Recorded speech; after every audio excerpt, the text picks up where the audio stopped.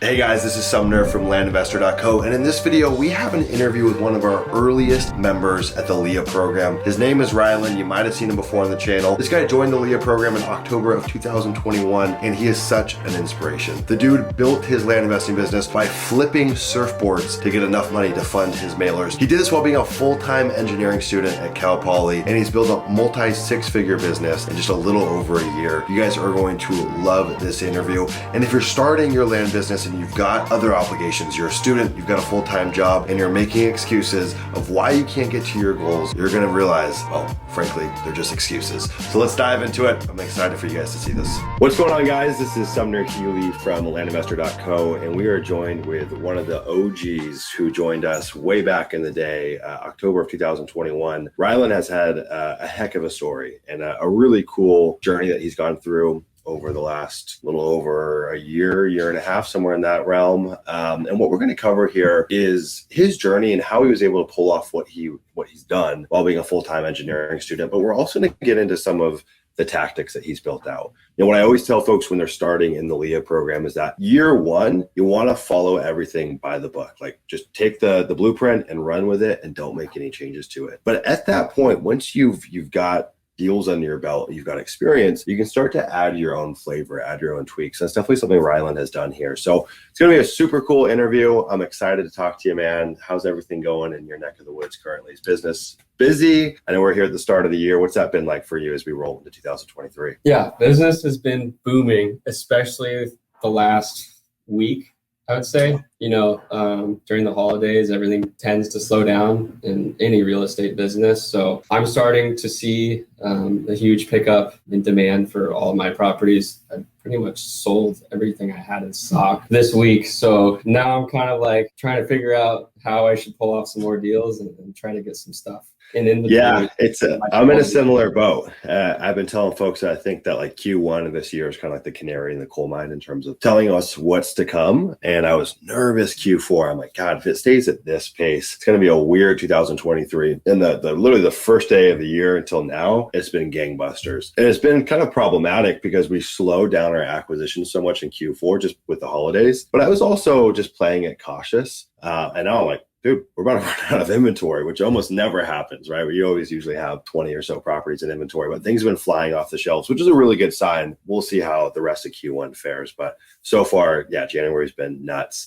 So let's talk about your most memorable deal today. I always love starting off these conversations with the most memorable deal. And like, this deal doesn't have to be your most profitable deal. It could even be your worst deal. Just the one that sticks out to you, right? It's got a cool story, cool experience. Do you have anything in mind for that? Yeah, I would say it was my first deal. I mean, that's what got me excited about the business. That's what kind of changed my viewpoint on a career and life itself.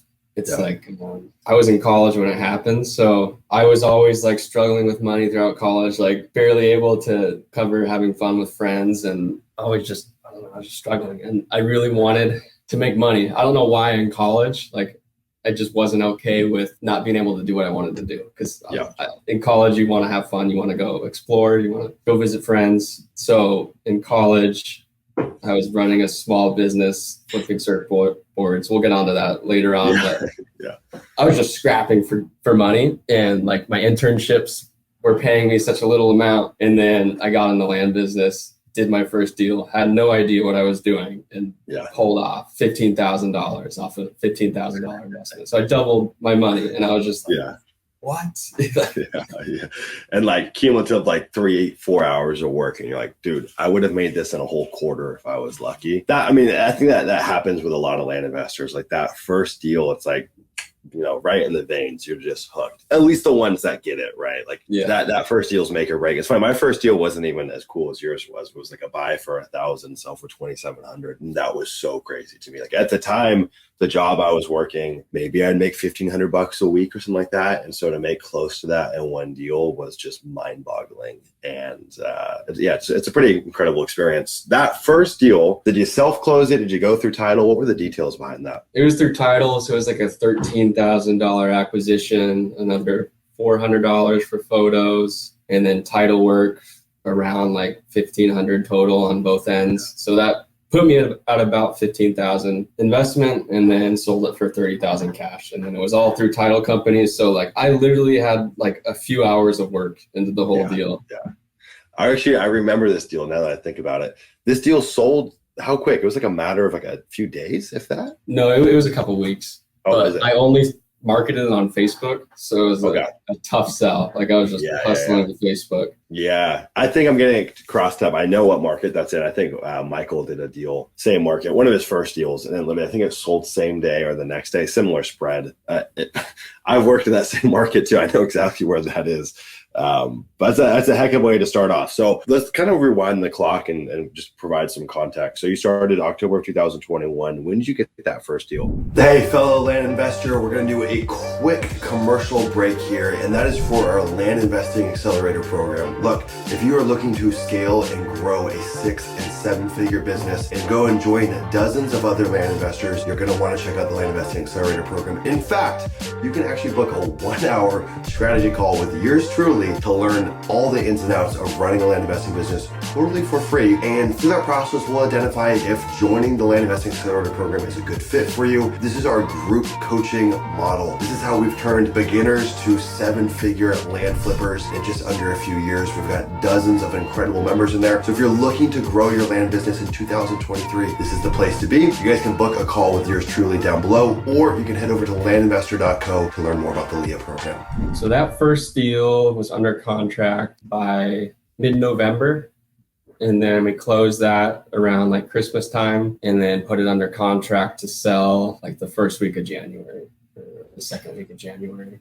So that's a quick turnaround, right? Like really inside the program, we advocate like a 90-day window or game plan to get your first deal. Because if you can get that first deal, it just builds so much momentum. You know, I've been getting on calls with guys recently that they're 6 months in and they haven't even done a deal. And it's like, you know, good luck sticking with something where you're outpouring capital and doing the market research and spending hours every week and not even getting a single deal. Super difficult to stick with it. So that first campaign, what gave you the confidence to do it, and how much mail did you send to get that first deal done? Because if you're working on like a shoestring budget, flipping surfboards to pay for your business, scary stuff to go send out a few thousand pieces of direct mail. What did that look like? Yeah, so I put literally everything I had into it.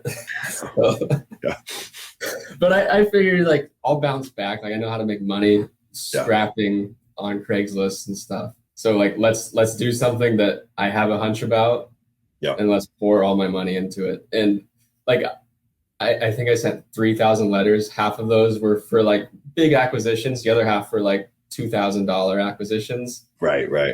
And I didn't get anything on the small stuff. And all I got was that one big deal. And I remember being so terrified about it. Like even sending the wire, I was like, oh my God, like what if I send the wire the wrong way? One person. Yeah. So all of my money was sunken into it. I probably had like $1,000 to cover me in case anything went wrong. Scary stuff, man. Scary stuff. I mean, I think from my purview, investing in deals is less scary than investing in mailers. Like the deal, you can get something out of it. If you mess up the mailing, there's no money to be had in terms of extracting cash out. Like if you just flat out mess it up, you messed it up. On that first mailing campaign, do you think you got your pricing right? I think it was a little too high. Yeah. Okay. Yeah, but so that deal you got, did you negotiate it down?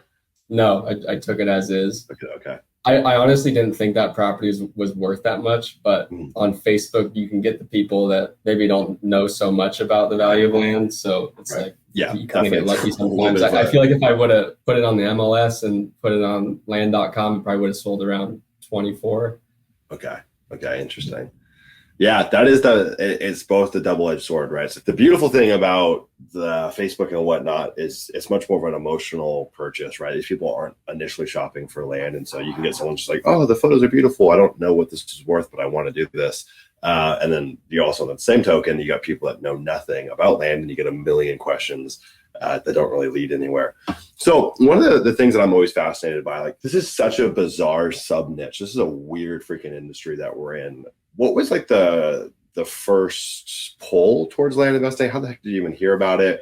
What got you into it? And what were you looking to do here? Was this just like a means to an end to get through college? Or did you initially think, oh, this is something I could build a career out of? Yeah. So I've always flipped things. Like, it's just how just in your blood. Yeah. Like that's what I do. Like my dad flipped cars when we were young. And I was like, oh, that's sweet. Like Yeah. You did something that was kind of fun and you made money doing it. It's a rush, dude. It's a dopamine rush. I love flipping things. The whole negotiation part's a rush. And when you get a good deal after negotiating, you're just like on cloud 9. Yeah. And then you become a really good negotiator on the sales side because you have all that experience buying stuff. So then it's like you have a spread on both ends and you can learn how to make a profit. So like I had done hundreds of sales and negotiation things through Craigslist. Yeah. I flipped surfboards when I was at surfing college in Cal Poly, San Luis Obispo. Everybody surfs there. All the college kids want to surf. So I'd find boards on the other side of town, buy them and drive them home, clean them up and list them. And I'd flip it for like a couple $100. And I just do that at scale. I did hundreds of surfboards. Yeah. Yeah. And then I realized like I didn't want to drive across town to make $100. Like gas was $20 and my arms were getting tired cleaning up the surfboards. So I started flipping cars, and then you can only flip 5 cars before you have to become a registered dealer. Yeah. So it's like there's no scaling that. Sure, there's good profits. Like you can make a few grand per car, but there's no way you're scaling it unless you create a dealership and you have all this overhead, all these salespeople. Right. So I was like, shoot, like what's the next biggest thing that you can flip cash? Yeah. It's not houses. I mean, you can try it in houses, but there's so many people doing it. Right. And then I think it was you. I was following you on Instagram. Yeah. Knew you through a mutual friend. I think we had met once or something.